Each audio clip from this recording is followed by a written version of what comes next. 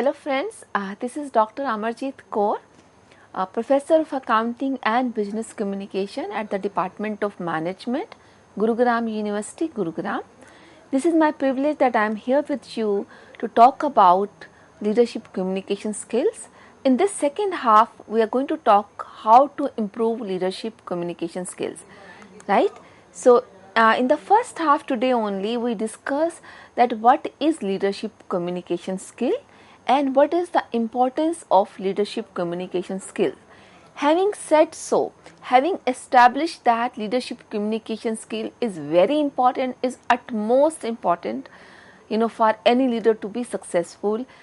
In this half, I am going to talk that how a leadership communication skill can be improved by any leader. So of course that leaders are not born. We have a conversation, we have a debate. People say that leaders are born. Somebody says no, that we can actually develop or produce leaders. So I'm not getting into that discussion. But I certainly believe in person that leadership communication skill or communication skill for that matter can certainly be improved, right? So we are going to discuss exclusively that how the leadership communication skill be improved by a leader. So the first thing is that how can we improve a leadership communication skill is if we develop active listening skill. There are many sayings, and the most important saying I come across is the major task of a leader is to be a good listener. And listening is part of communication skill. It is always said that it is important to be good listener in general for anyone, for a very effective husband, a wife, a child, mother or father or teacher. If we really give our ears to somebody, we say giving ears, right? So if we give ears to others, we are actually, mellowing down the concern of the person. So effective leadership communication requires active listening skill. So this refers to the ability of a leader that he or she consciously participates in the information which is shared by the team members, be it a presentation, be it a representation, be it a meeting, be it anything, right? A leader should sound attentive and should actually be attentive. How can one be attentive?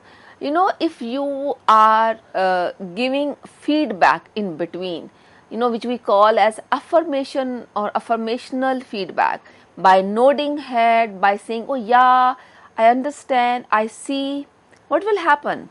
It means you are actually attentive, you are giving your ear to the problem, to the concern, to the presentation, and you are giving an affirmation that yes, I am here, I am listening. It could be problem, it could be a presentation or progress report, whatever you are listening to. So if you are giving your ear, so you are, or if you are giving an attention, if you are giving a participative listening, you are assuring the person that yes, your time is also important along with my time. You are here, you have devoted some time to develop whatever the team member or members are presenting, and you are assuring, look, I take you important part of the team or the organization, and I have respect for whatever you are presenting. It doesn't mean a leader need to agree to whatever is been presented to him or her, right?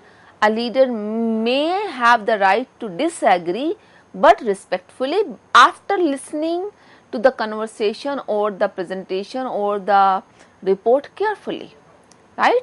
So developing this listening skill can actually improve leadership communication skill in total, because you will be responding quickly. If without listening, certainly you are bound to take wrong decisions.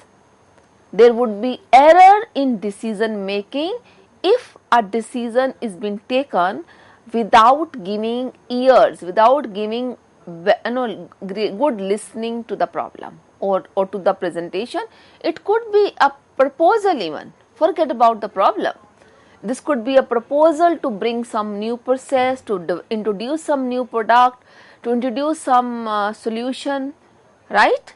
So you will not, there's a possibility for a leader to get into a wrong path or wrong decision if he or she is not giving effective listening. Mind you, this is different from passive listening. Passive listener is not actually participating in the listening. He is just listening. It means only it's hearing. I will call it as hearing, not listening. And I hope you remember we have discussed in the past somewhere that there is a difference between hearing and listening. Hearing is just a technical process our body does, right? Everybody is born with 2 ears, and we are all have the capability to hear. But listening is when we process that information which we hear through our ear, we use our brain, we lead to some conclusion. So this is a complete process, and we respond, and then we take action on that listening. So effective overall leadership communication requires that you work on your listening skills as well as a leader. The second thing to improve the leadership communication skill is that a leader should develop the habit or should get into the habit of storytelling. What is that? Storytelling is a skill, of course, right? And it's basically developing or communicating any narrative about any problem, issue, instruction, but in an interesting way. Let's say I want to introduce biometric system in my organization. So I am a leader, I am assuming that I am a leader working in a company, and I want to introduce biometric system. So far there was no punching system. It was just you come at your pace, and most of the people were coming on time, but that company is now expanding and maybe has more than one office or more than one plant, and gradually it has been seen that few people are coming really late, or they are missing in between, or leaving little early, and management decides to introduce biometric system, right? So one effective leader will be the one who will start with this story that there were times I joined in this year, there were times, we will reach before 20 minutes before time, half an hour before time, and we will have never check on the clock.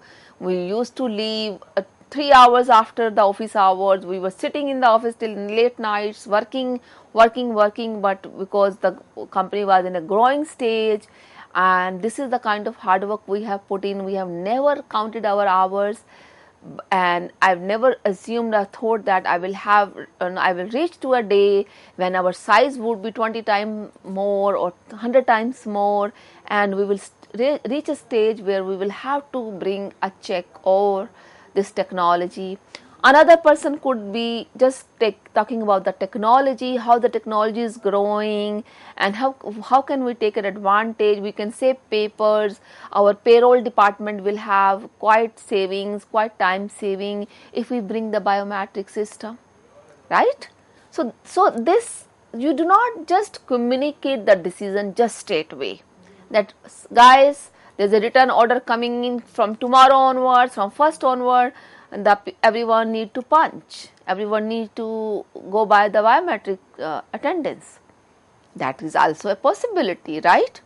But what if I share the story of the growth of the company, how we developed this company from 2-man show to 2,000 people now, or we share the story of being punctual or importance of being punctual or compulsion of bringing the whatever. So certainly, this leadership communication really requires storytelling, and especially in verbal communication during the team meetings, during the review meetings. It was just one example I shared, right? So it actually helps bringing some emotion, especially when you have to share some moment of pride, some moment of satisfaction. So in the form of a narrative. So we develop narrative, we share the narrative as a leader, and it helps the team members to connect to the narrative leader is sharing or communicating, right? So that storytelling skill is an independent skill, of course, but can be part of the leadership communication skill. So leadership communication skill becomes effective by having the storytelling skill, right? So it will actually bring weight to the message of the leader.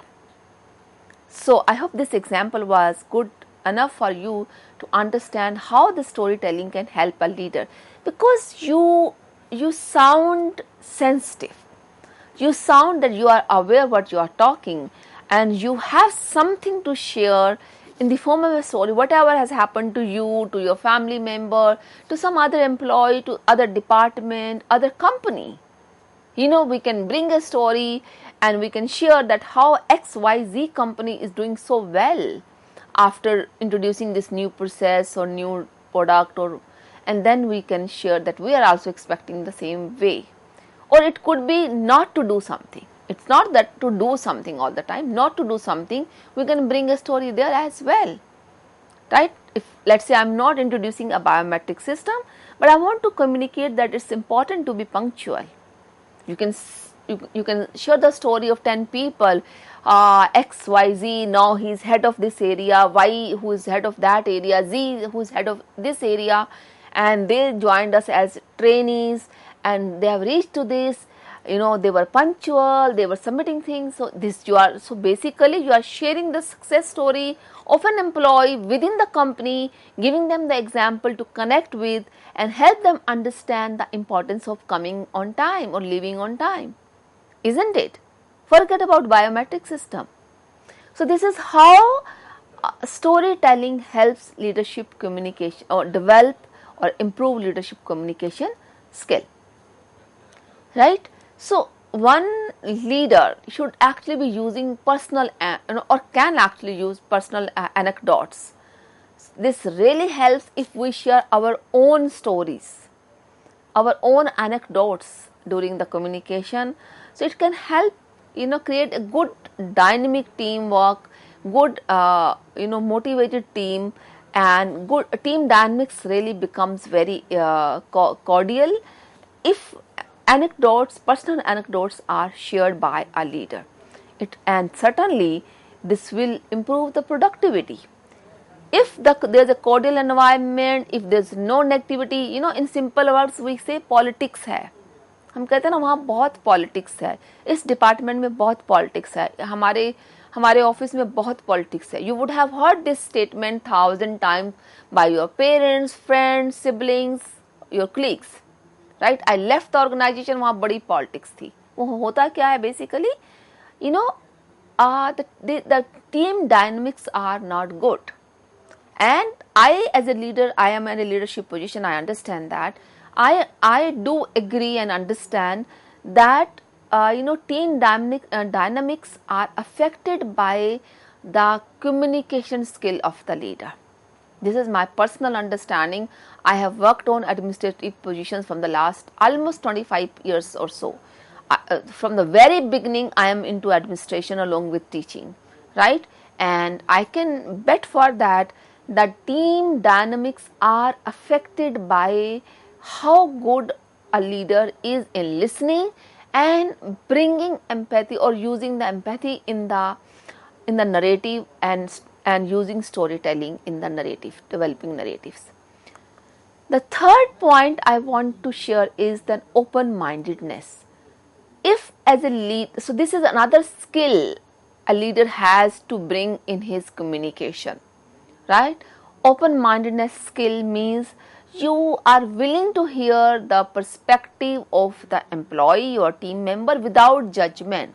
He or she may have some point, right? Give a damn the person who has odyssey to think, or to think out of box, who has the guts to come to your office, to walk into your office and tell you that I have something to share. Please listen to him or her as a leader. So without any prejudice. This is the second part of my statement is important. A leader may listen, but with the decision in mind, he or she is going to be just like that, and I'm not going to take anything into consideration. Or she always brings wrong, vague suggestions or concerns. We should not have those prejudices, and that message should be there that I am not judgmental. Right? So you are welcome with any suggestions, concerns, issues, open-mindedly you can share with me. So this is an ability of a leader, and it can be adopted in communication style as as a leader. So, but important is there's a difference between taking a firm stand and being open-minded. There's a difference. If the leader is sure about something and wants to ensure that it is implemented, I should give a message firmly that this is going to happen this way only. Of course, that decision could have been taken after taking into consideration all things, issues, concerns, plus minuses. But nevertheless, a leadership communication requires that a leader has open-mindedness skill. The fourth point a leader is supposed to develop, or rather fourth skill a leader is supposed to develop is empathy and positivity. So we are talking that how leadership communication skill can be improved, right? In that context, if I have empathical attitude, I allow others to share, and then I understand their perspective. I have an empathy in me, in my approach, right? So I can actually, as a leader, or any leader for that matter, can understand team members' perspective and can adopt the responses accordingly, right? So I may change my response from person to person. For one team member, as a leader, my response could be different because I have empathy, right? Because every team member would have a different suggestion, problem, concern, approach. All humans are different. We know that, and so is true for any team. All members of that team would be different, right? So there are two things. One is empathy, and another is positivity. So empathy means be empathetical to others, right? So means putting ourselves in the shoes of the presenter or of the team member. That is what the empathy is. Sympathy is different than empathy, right? And positivity, responding with positivity, it boosts the morale. The moment a team member listens or hear a positive response from the leader, the morale of the team members goes up, certainly. So two things together, empathy as well as positivity, in combination, these two skills, if a leader has, it can provide insights into the team's need. Yes, the team's need. And if a leader can assess the team's need effectively, certainly it will be easy for a leader to achieve the goals of the company, of the department, of the institution, right? Because two things are coming together. A leader has an empathy, the skill of empathy, and he or she is positive about the story of that half glass full or half glass empty is always true. That is what the positivity is. Then one can see the half glass full, another can see the half glass empty, but the glass is half full only, right? So it is up to you that how do you present, my glass is half full or my glass is half empty. So same thing happens to a leader. So if the leader is empathetical and is positive in his approach, so, and of course this can actually lead to effective communication, right? When we say communication, I hope you all remember communication is just not the verbal and the written communication. It's a non-verbal as well. 80% of the communication is non-verbal, right? Please do not forget that thing. So positivity, empathy should be seen on your face, on your in your eyes, in your hands, everything. Your body should be sounding positive. It's not that you just say a positive thing, but your eyes are speaking something else. So there should be good coordination between what you utter as a leader and what your body shows, right? So empathy and the positivity together can actually help team members to express their needs effectively, clearly, and that can actually lead to achieving the goals of the team. The fifth thing is our leader should have good delegation skill. So it clearly explains that why a leader has chosen X member in the team for a particular task. If leader has good reasoning to delegate work, it can actually help leaders communicate effectively. Why? If I was fair, if I have logic to choose X person over Y, let's say I decided to choose X person to be editor for a journal over Y. So I will be able to communicate confidently, because my logic was in the interest of organization. So my leadership communication skill is going to improve because my assessment to delegate was correct, right? So if a leader develops good delegation skills, it certainly helps effective leadership communication, because it will bring natural fair message, natural confidence in the leader, because every member will later or early will understand the purpose of delegation, the reasoning the leader believed in while selecting the team member for any task, for any role for that matter, right? So the effective delegation skill can improve leadership communication skill. And this effective leader will typically understand that how to delegate the task, and this reasoning being sound is actually going to give a message that leader is fair. People will believe in the whatever the leader communicates.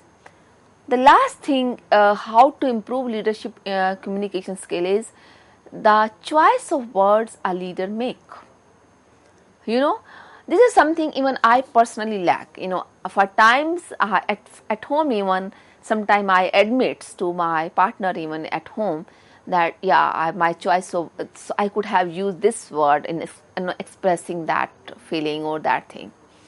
So this is something every leader needs to develop, and I am actually learning this thing personally. So I am using my personal anecdote to explain this point. So I just said few minutes ago the personal anecdotes can be brought in. So I'm admitting as a person that I am not very great in selecting the best word for every statement I make. And if a leader is conscious about this fact that he or she has a shortage of vocabulary or for times by just for that matter uses inappropriate word, it is something to be taken care, right? So first thing is to be aware about, and then admit, and then to work on it, right, which I am doing, and I'm sure many people do. But the point here I want to bring in is this, that every leader who wants to improve the leadership communication skill need to work in the word choice as well, right? So we utter something, we should give some time, few seconds to think, did I use the right word? I may have said excellent, then the good. I'm congratulating somebody and I said, oh, wonderful. I said great, So those even small of the small word we use every day. So each conversation, whenever a leader finishes, should actually think about that did I use the right word? And the last thing after this, I would say the emotional intelligence skill. So how well we use EI to perceive, to understand, and to manage the emotions of ours as well as others. That's what the EI is. So using EI effectively is another thing which is required at the end of leader to develop effective leadership skill. If you understand others well, you will be able to respond well, listen well and communicate well. So I hope all these skills are discussed in length, and you could understand that how can you as a leader develop leadership communication skill by taking care of these 6-7 points we discussed. With this, I would like to sign off. Thank you very much, friends, being with us. Thank you.